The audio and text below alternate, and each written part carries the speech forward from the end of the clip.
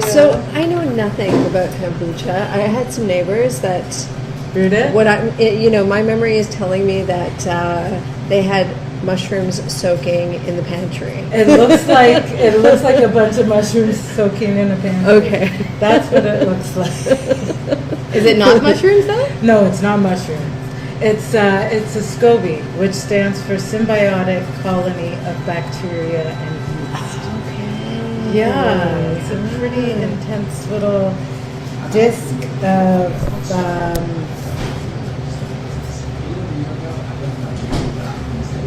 yuck. It could be for some people. For me, I'm okay with it. It like reminds me of a placenta, right? Like it's definitely filtery, feeding. It's filled with lots of great vitamins and probiotics and acids that do a whole bunch of wonderful things for us, to our bodies. But yeah, it's literally just sweet tea that you add the SCOBY to and like a bit of the kombucha from the previous batch. Leave it for 1 to 2 weeks and you've got a drink, an effervescent drink. So the SCOBY feeds off of the sugar. And so the byproduct is the effervescent feel that you get when you drink it. I'm so excited about the tasting. Yeah, this one's really fizzy. So this one's Embrace Me, and it's ginger and hibiscus. So this is actually a hibiscus and black tea blend. And I don't know if you're familiar with sorrel, which is like a Jamaican drink that's made out of hibiscus that's steeped for a long time. And then you add a whole bunch of ginger. You might add pimento and allspice and cinnamon and nutmeg and different spices. So this is kind of like a kombucha take on that. I like it. It's called Embrace Me, ginger. Embrace Me, ginger and hibiscus. Hibiscus. Yeah, there was a woman that I used to, through the residency with, to be like, instead of saying, give me a hug, she would always just come up and just say, embrace me. Embrace Me? Is that how you came up with the name for this? So how did you attach this name to ginger hibiscus? Embrace Me. It felt like an embrace. It does. It feels warm, and she just reminded me. She always wears like red lipstick or something, and it's just like, and it's just like embrace me. I love it. It's a tartness to it. I like it. I like it, and a kind of floral. I'm not going to try to be like a wine tasting, like floral and tart. I like it. I like the way my body's responding to it. That's the thing that gets me about kombucha. You know it's kombucha when you drink it and you can feel it, because it's filled with vitamin B, so many different acids that are working together like an adaptogen to reduce the stress in your body. And so I feel like when you drink it and you start to feel it, it's almost like an exhale, right? Yeah. What are you feeling physically? Yeah. Physically, I noticed a certain warming, you know. This one is Divine Intervention. Divine Intervention. It's a jasmine-infused green tea. Ooh. Yeah. That's my first reaction. Yeah. Normally I don't like jasmine, but this was like a huge, wow. You know, when you set up to do something and then you turn around and I realized I had nothing. Like I'd set up, I brewed the water, like boiled the water, brewed, you know, and I had nothing to do, no tea, and then I had some jasmine green tea, and so that was a divine intervention because I would never put the two together. It's so nice. It has a very kind of carbonated quality to it. That was my first reaction. Aphrodisiac. An aphrodisiac, jasmine. So that is a divine intervention. For a lot of divine intervention. We should really be handing this out to the whole neighborhood. Wow, I'm really curious about the lucid jasmine. Yeah, me too. Before it was called Ngosi's Dream, and it was a friend of mine, Ngozi Paul, who's also an actress and playwright. Was by, and I had the divine, and she was like, I can picture rose petals in here. And it's, I had a dream with rose. There was rose in it, so I added cardamom, lavender, and rose petals to the jasmine. And last summer, and it was just really pretty. So nice. And then this summer, I added some young Thai coconut. And it kind of just ups the ante with the dream a little bit. I feel like I want it out in a garden, like I want to be outside. I want to be under a tree. Like, isn't it very, there's something very elegant about it. And that's the thing with kombucha, it challenges me to challenge myself. Nice. With the ingredients? The combinations? Ooh. How does this work? I'm just looking at the gadgets. Like, how is it stored? So they're stored in kegs, and then they're all piped in. So there's a whole bunch of, beer tubing that goes through to each of the taps from the kegs. Was this made especially for the space? Or did you have this? Yeah, I love this. This is really awesome. No, we just went to Noble Plumbing Supply because I wanted something nice, but then I couldn't afford something like really nice because these can be like anywhere from $6,000 to $10,000 or something. Wow. Whereas like these are just plumbing supplies, so you just go. Yes, yeah. Do you mind if I take a picture? Go for it. Yeah. It's so beautiful. You may want to touch it. Do people always want to touch this? I think they always comment on it. I love it. They can touch it. Yeah, it's very erotic. When you really think about it. I guess. Yeah. And some people like this. I know, like my partner Julian, he's happy with bitter. This is like the pineapple mint to me is. I've just changed the green tea, so I've been having so much difficulty with my green tea. Very, very fragrant. Very fragrant, but there's an aftertaste to it that, if you're not familiar with kombucha, can just like Has a bitterness. it has a bitterness. And I'm like, There's a very, I want to say masculine quality to it. So that's who tends to buy it, I feel. Men tend to buy it because it's more of that beer flavor, but with the pineapple and the mint. And so the bitterness, they don't mind that bitterness, but that's actually a bitterness that's not too bitter for me. Sometimes I'll have bitter things. I like it. Yeah, I like it too. And it was actually the one that it caught me. I was like, pineapple, ginger, mint. Oh, yeah, that's right. That's right. Masculine energy. Maybe. This is peripheral vision. This is the very first one I ever This is made. great. I love it. I love the word peripheral. Yeah. I love it. It's just like, Yeah. yeah. It helps you see. It's just, lavender, cardamom, and pink peppercorn, like things that I would never have put together. But again, the thing with kombucha, it's a living drink. So even as it's there, it's fermenting. And so you actually have no control over what it tastes like. And so peripheral vision is one of those that challenges you.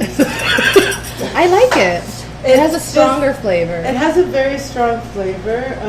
I find that when it's like cold and you've let it age even more and it becomes even more carbonated, that one for me is like a beer. Can this ever get you intoxicated? Absolutely. How do you get it to that point? You just keep fermenting it. Fermenting it.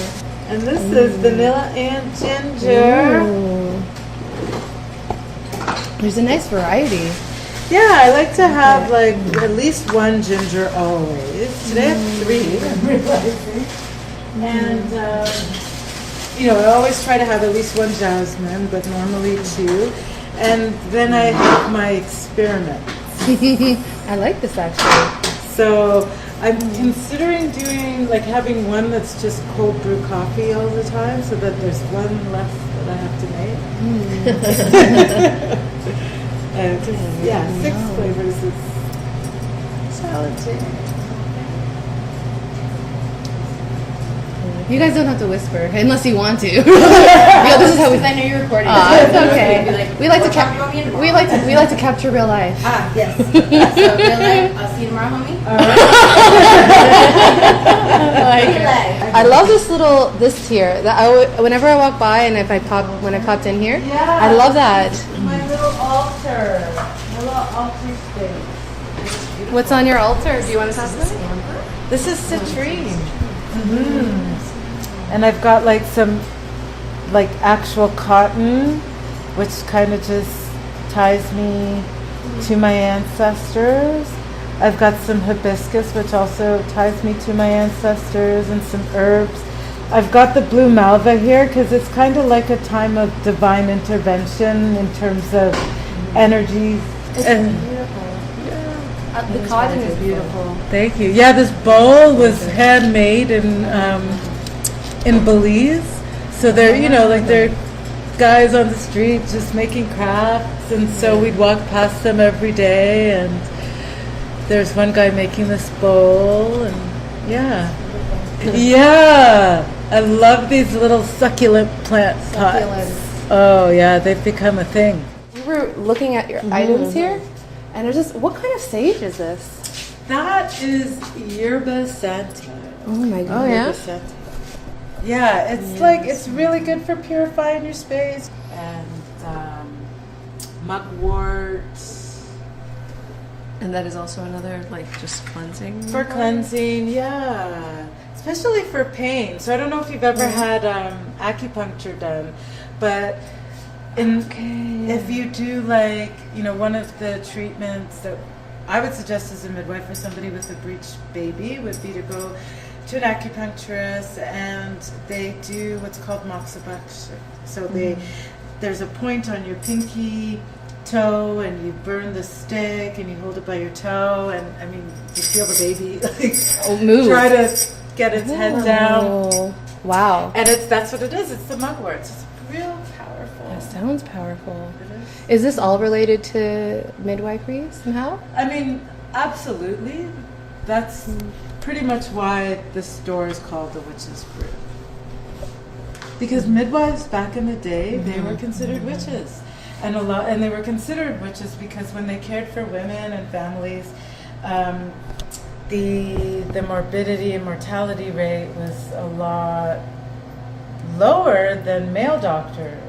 And the difference was male doctors, they'd go from, autopsy to birth to some other operation, no hand washing, no instrument cleaning, no nothing. And so midwives, the people would always ask me, it's like, do you really put a pot on to boil?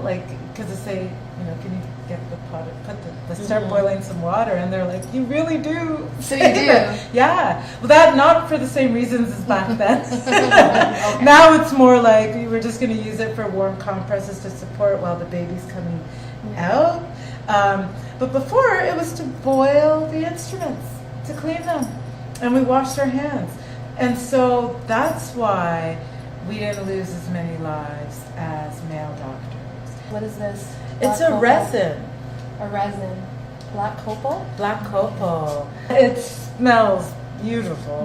Ooh. That's pretty much what you smell in this space. I burn a lot of that, a lot of sage. So yeah, every time I have my ritual, I come in, I have the sage here at the altar, so I take that and I burn it, and I just, walk through the space, go to the kombucha that's brewing, just talk to it a bit, smudge it out, come around, put it back. When I leave, I just say, thanks to the ancestors, give them some water, and just let them protect the space. It's funny because I'm an introvert, Yeah, you were saying that. And so being on display, it's really hard. You mean verbally right now? or just in the work in the work, like Yeah. the first 2 weeks that I was open, I remember I came home like after 2 weeks and I was just in tears. It's just like, I can't do this. Like, I can't communicate all day, every day. Yeah. And the responsibility, like what people were communicating to me, I just thought people would come in, have kombucha. You became like a therapist. Oh wow, it's beautiful. It's amazing. It's amazing, but it was just overwhelming because it was like, well, okay, like it's beautiful to know that there are people that are experiencing, like, you're not the only one experiencing the stress and, you know, of everyday life, but then like the spiritual challenges, like that, it was just like, wow, okay. So what do you do now do you do anything different? You said that was when you started. When I started, I just accepted it.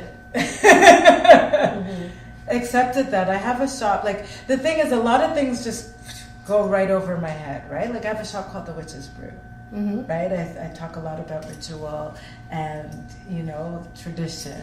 I, you know, have a lot of things that suggest I'm the person that you talk to for these things, right? Yeah, you were the face of the Witches Brew. I'm the face of the Witches Brew, and so I just accepted that because that's what it is. But I love having this space. Like, this is my medicine. This is what I do. And so I get to have, I've always wanted a store in Kensington Market since I was little. And now I get to have a store where I can buy things that I like and, you know, like, just watch other people be happy and buy things and that they need, as opposed to, like, I don't try to sell things to people. Do you offer workshops and things like that here, or lectures, or, you know, just like... I want to. So right now there's not the space to do it, but I definitely want to do it. Again, this is one of the reasons why I like having a store. I've had this book for like 20 years, and I've always wanted to do this with a group of women, and I've just never done it, but now I think I'm going to do it. Sacred Woman, A Guide to Healing the Feminine Body, Mind, and Spirit by Queen Afua, and she's in the States. And so it's this like rites of passage for women, and it goes through, it has like 9 different gateways that you kind of work through, and you build an altar and shows you how to do that, and then Did you use that when you built your altar? That altar? No, that I really just went on intuition with that. Like just kind of sat with it. So I changed it at each equinox or each beginning of the season. So there are like 9 gateways, but I figured there are about 12 separate workshops in here, starting with the womb, and I figure I can start that and co-facilitate it with Cassandra, who's also very much interested in midwifery.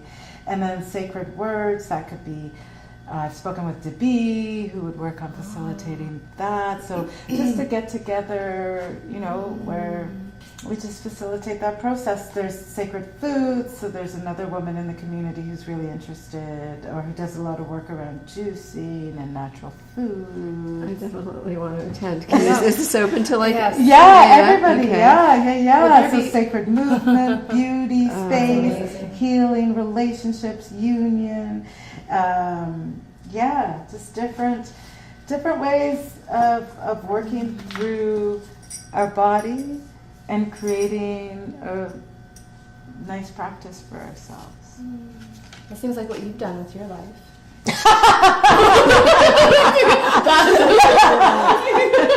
think you love your space. I love my work. Like, to love your work is ideal. It is, and I always have like a problem with that though, because it's just like it never registers as work. So sometimes that can be problematic, right? Because like as a midwife, that never registered as work. I mean, it did, like the responsibility of it and the liability of caring for other people and the process of birth. Like, people don't mind when their 100-year-old grandfather dies, but if something happens to a baby, so I get that part of it. but it would be like, oh, I'd see a store that was hiring and be like, oh, maybe I'll apply. And my partner would be like, you have a job. Or you're like, oh yeah. But that's like amazing to be doing work that doesn't feel like work. You feel look like it work. feels like such It just feels like natural your art. life is exhausted, right? Like you're just exhausted. It's like, why am I so exhausted? Oh, because you're on call 24/7. You've been up for 36 hours and you are exhausted. But it just felt like life was stressful, but not my work, right? And here it's the same thing. It's like I can be here all the time. I am here a lot of the time. Making that move from being solo to getting more people into your circle. With Cassandra, it just worked out beautifully. We met, we talked about midwifery, and it's just like, I don't know, are you interested in working here? Like before opening, so that was lovely. But yeah, to do that again, I'm just like, that's not going to happen again. I'm so terrified. I'm so scared. And, it's kind of like, I'm also a really open person, so it's hard for me to be on guard. It's hard for me to like work a situation and be like, I'm just like that. That's great. That's actually it's. Yeah, but there are people that are really good at really. Yeah, I just can't. We can't be good at everything, right? Play the game. Play game, yeah. And so it can. I don't know. So, and especially with kombucha and it's not actually a new thing, but now it's become more popular and definitely like, I kind of came on the scene with the shop. There was no other shop around, and now there's, like, I try not to stress out, there are definitely people that are more money than I am that can go out and just do this on a grander scale. And I kind of like, panic a little bit around that, but then I think I make good kombucha and it's, in demand and people want it, and competition is always great. I wanted to ask you, Cyndi was mentioning that you had been considering some changes and stuff like that. Did you want to share about that? Sure, yeah. So at the moment, this used to be like a sit-down place. I get a lot of, how come we can't sit down? Blah, blah, blah. So I was trying to maintain that space. But because I need to brew more, I need more space for brewing. And since it's summer, I figure nobody's going to come in and sit down. So I'm going to block off this area so that I can get some more fermenters down here. And then hopefully in the later end of the fall, beginning of winter, I'll be able to open the whole thing up. And then the brewing will be at a proper brewery. And so not like in-house. Not in-house. Yeah. Okay. Yeah. So you'll have more space for people to sit and maybe to have your lectures. Yeah, to have lectures, to have it be like an apothecary where you come to the Witches Brew for your medicine. I love it. Yes. For your herbal medicine. This is awesome. I'm only now starting to sort of, I love eating. Yeah. And pleasuring my tongue and, Yeah. That kind of stuff. But lately I've been really curious about, sort of food as medicine, right? Yeah. And so I've been buying a couple of things, and it's really interesting me, the whole, kombucha. I'd love to know more about it. I want to, maybe if there was a sentence or something that could sort of sum up its benefits. Oh, okay. Well, yeah, there's so many benefits to kombucha, but the main one is that it's really good for your digestive health. Okay. So what it does, because it's filled with so many probiotics or probiotic culture, it works at just maintaining a great healthy balance in your gut. Now there's more research letting us know the importance of our digestive tract. It's connected to our brain, right? It's the same one too. Skin. So they have the same nerve endings. So if you think of it from that way, like what we eat affects how we think, how we feel, affects our mood. Like you can cure yourself with food. Well, not cure yourself, but you can do a lot of good work on yourself with food. To bring it back to midwifery, so the way we're formed as an embryo, it's 3 layers of a tube, right? So if you think of us as one big tube, You have the digestive tract, and then you have the central nervous system, and then you have the cardiovascular system, right? So when I was thinking about it, it was kind of like, okay, you have the digestive system that has the exact same nerve endings as your brain, right? And then you have, so then, you know, when you hear terms like follow your gut or things like that, like there's something to that, right? And then when you think of the kombucha, you drink it, it helps to colonize the bacteria, in your gut, right? So, okay, if we think about how we're born. When we're born, whether through C-section or vaginally, well, before you're born, you're sterile. You're sterile in your mother's womb, in that environment. Your very first connection or interaction with culture is through your mom. So you're either going through the vaginal, the birth canal or the vagina, or you're coming out through via C-section. You are first exposed to your mother's bacteria, to your mother's culture. And so that's your first exposure. So you come out, then you come into the environment, and now your gut's first exposure to bacteria is through your mother, again through colostrum, through breast milk. The first part of the breast milk that comes out is colostrum, and its job is to colonize your gut with good bacteria so that you can break down the milk that you receive. So 3 days later, mom's milk comes in, and you have your milk, and now your digestive tract is in the process of being, you know. And then as we grow, our brains, our central nervous system, then becomes colonized by culture. Like, wow.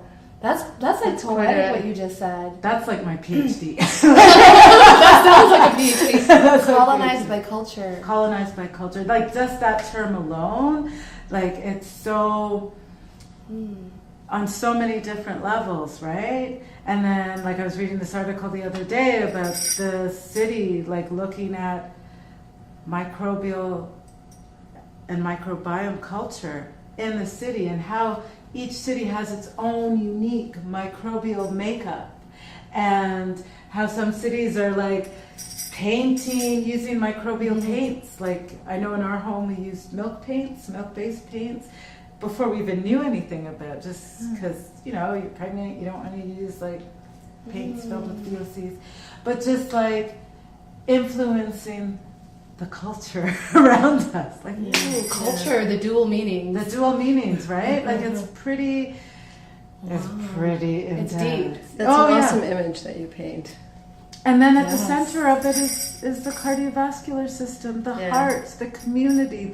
So that's what the Witches Brew is rooted in. What's your astrological sign? I'm an Aquarian.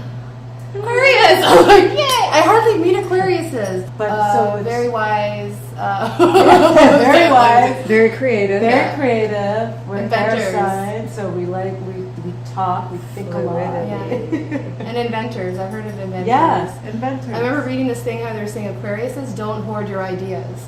And I remember when I heard that, I was like, oh my god, I love that. Don't keep your ideas to yourself. You know, sometimes you have this feedback. blurt out ideas. That's great. Yeah. That's the best. And that's like when you're happiest, I bet.